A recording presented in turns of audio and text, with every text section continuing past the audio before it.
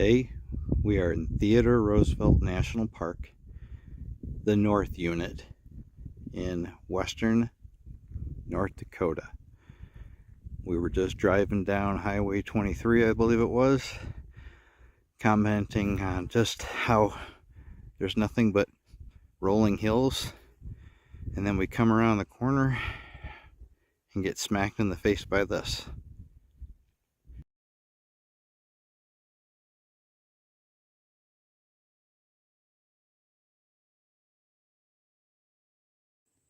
Right next to the scenic road is this male buffalo, just having some grass, not worried about the cars at all.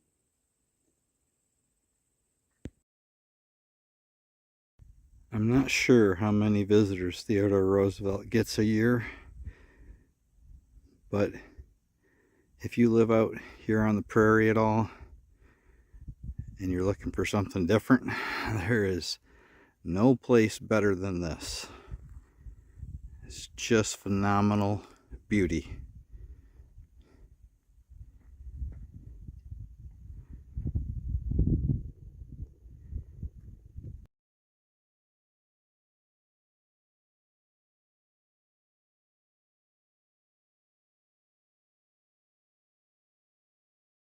So we're at Theodore Roosevelt National Park North Unit. We are on the Caprock Coulee trailhead, and we are going to connect to the Buckhorn Trail to take us out to a place called Prairie Dog Town. And Prairie Dog Town is supposedly an out and back that is going to be just under 2 miles. The trail comes down into a wash, and there's an area that looks just like the Badlands in South Dakota. Trail is like a hard packed dirt / clay, and it runs right alongside of these really cool Badlands formations. So we're at the point where the Buckhorn Trail links up with this connector, and we're going to start heading off into the distance towards Prairie Dog Town.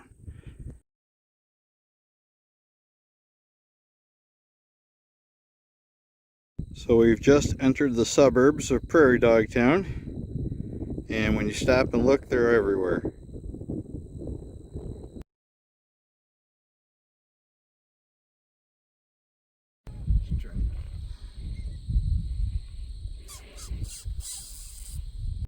We're on our way back from Prairie Dog Town.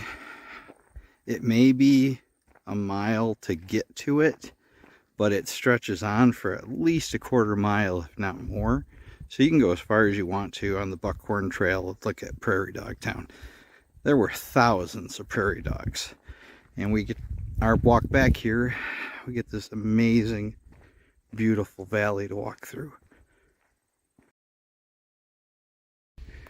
So the second trail we're going to take today here at Theodore Roosevelt North Unit is the Little Moe Nature Trail. The park map says there's a short loop that is 0.7 miles and a long loop that's 1.4, which is of course what we're going for, the 1.4. And then All Trails says it's only 1.1. So we don't know, we don't care.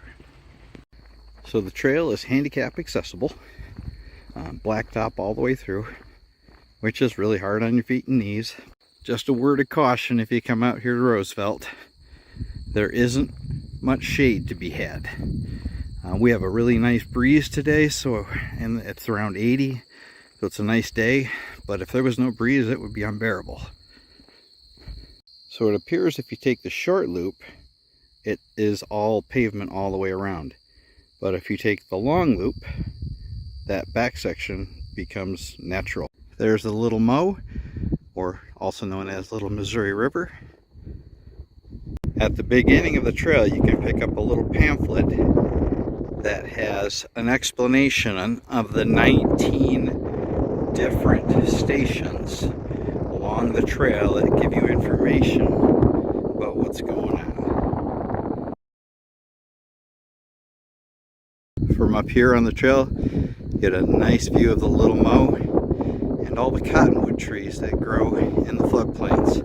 Little Moe is one of the few rivers out west that is not dammed in any location, so it still floods and perpetuates the cycle of life the cottonwood need.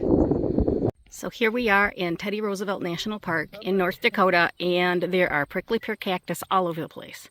What the heck? Parts of the trail tend to get a little overgrown. We're wearing shorts, and some of this is sagebrush and scratchy, so maybe slacks might be a better choice. Now we've joined back with the short loop. It's not a moderate trail. There's a couple of sections where you have to go downstairs, but compared to everything we've been on that's been considered moderate, this would be an easy trail.